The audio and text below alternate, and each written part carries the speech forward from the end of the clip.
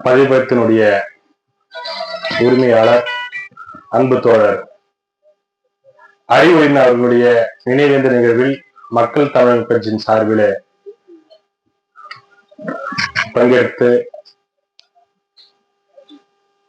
தோழர்கள் சும்மா எனக்கு ஒரு 4-5 ஆண்டு காலமாக பழக்கம். போலீசார் அவர் மீது போடப்பட்ட பொய் வழக்குகளினுடைய அடிப்படையில தான் அவர் நமக்கு பழக்கம். அவருக்காக 2-3 வழக்குகளை நடத்தி விடுதலை பெற்றுக் கொடுத்திருக்கிறேன். தோழர்களுடைய வழக்குகளை நடத்துகிற போதுதான் நான் ஒரு வழக்கறிஞராக மகிழ்ச்சி அடைகிறேன்.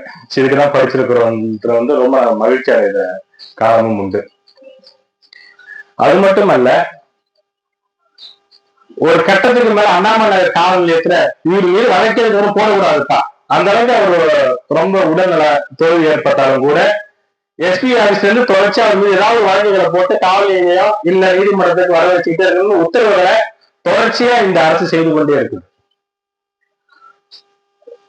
ஒருபுறம் என்ன செய்வாங்க, மக்களுக்கு எதிராக இந்த அரசு இருக்குதுன்னு இந்திய அரசினுடைய பாஜக அரசு RSS எதிர்ப்பாங்க.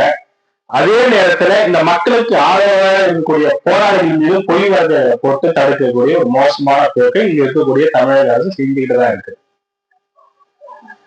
அப்ப எந்த அரசு இங்க இந்த மண்ணில ஆண்டாலும் சரி, மக்களுடைய அடிப்படை பிரச்சனைகளை களைவது அவங்களோட நோக்கம் அல்ல.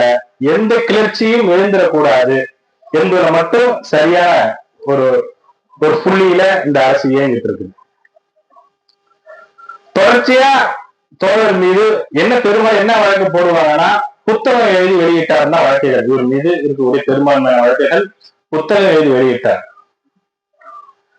அதே போல அவர் மீது போட்ட வழக்குகளை படிக்கிறப்ப என்ன செய்வாங்க பார்த்தோம்னா, சிதம்பரம் பாலிடெக்னிக் அண்ணாமலை நகரில் இருக்கக்கூடிய முத்தையா பாலிடெக்னிக் அருகே ஒரு புத்தகத்தை நினைவு செய்தார்னா பெரும்பான்மையான வழக்குகள் இவர் மீது பதியப்பட்டிருக்கும்.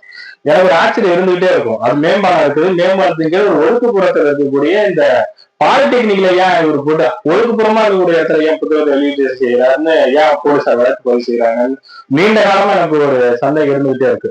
பின்புதான் தெரியும் ஒரு பாலிடெக்னிக்ல கூடிய மாணவரா இருந்திருக்கிறாருன்ற தகவல் அவருடைய இறக்கும் போது அதையும் நான் தெரிஞ்சுக்கிட்டேன்.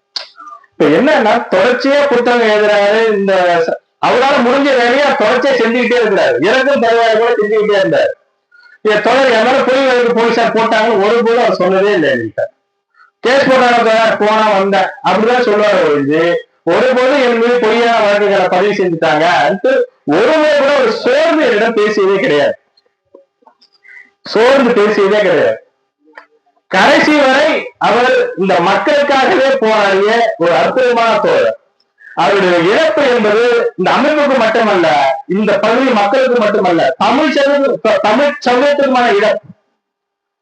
யாரெல்லாம் இங்க நல்லபடியா வாழணும், இயற்கை வளங்களை பாதுகாக்கணும், குறைஞ்சபட்ச நேர்மையாக வாழணும் யாரெல்லாம் நினைக்கிறாங்களோ அவர்களுக்கான இழப்பு, தோழருடைய இழப்பு. இந்த பகுதியில் இருக்கிறவன் நினைக்கிறான் ஏதோ ஒரு பையன் மாட்டிட்டு போவாரு, அவரு ஏளனமா பார்த்திருக்கலாம். ஆனால் அவர் சாகும் வரை உங்களுக்காக போராடிய ஒரு அற்புதமான தோழர். அவர் இன்னைக்கு இழந்திருக்கிறோம். இறந்திருந்த ஒரு 10-15 நாள் தான் இருக்கும். தோழர் வயிறெல்லாம் வலிக்குது, நீங்க இன்னைக்கு நீதிமன்றம் இருக்குது என்ன பாத்துக்கோங்கன்னாரு. நீங்க இதுக்கப்புறம் வர வேணாம் நீதிமன்றம், இதன் பிறகு நீங்க நீதிமன்றம் வர வேணாம், வர வேண்டிய கட்டாயம் இருந்தால் மட்டும் நான் உங்களை அழைக்கிறேன், அப்போ மட்டும் வாங்க, நான் மனுவு போட்டுக்கிறேன், நீங்க தயவு செய்து வர வேண்டாம் சொன்னேன். ஒரு 10-15 நாள் தான் இருக்கும் அவரோட இறப்பு செய்தி காண வேண்டியது.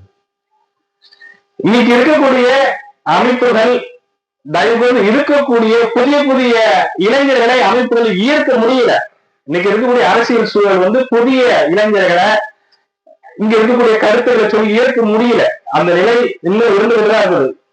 ஒரு அமைப்புக்கு ஒரு நபர்களை பகுதியில வென்றெடுக்க வேண்டும்னாலும் கூட மிகப்பெரிய போராட்டமா இருக்குது. அவரோட பேசுவது இல்ல, இன்னைக்கு இருக்கிற சூழ்நிலை சாத்தியம் இல்லை. ஆனா இருக்கிற தோல்வியாவது தக்க வைத்துக் கொள்ள வேண்டிய தேவையும் அவசியம் இருக்குது. உடல் நலத்தை பாதுகாக்க வேண்டிய தேவை இருக்குது. இன்னைக்கு இருக்கிற டெக்னாலஜிக்கு இன்னைக்கு இருக்கக்கூடிய சூழலுக்கு ஏற்றவாறு இன்னொரு போட்டு நம்மளால நெருங்க முடியல. அதுக்கான ஒரு இடைவெளி, பெரிய இடைவெளி இருந்துகிட்டே இருக்குது. இந்த நேரத்துல கூறிக்கொண்டு தோழர் அறிவழி விட்டு சென்ற பணியை நாம் செய்வோம் என்று கூறி மக்கள் தலைவர் சார்பில் செல்வாக்கு செலுத்துகிறேன். நன்றி, வணக்கம்.